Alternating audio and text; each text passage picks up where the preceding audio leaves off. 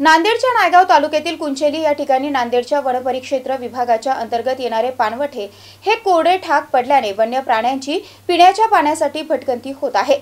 या ठिकाणी वन्य प्राण्यांना पिण्याच्या पाण्यासाठी व्यवस्था करावी अशी मागणी नागरिकांनी केली आहे।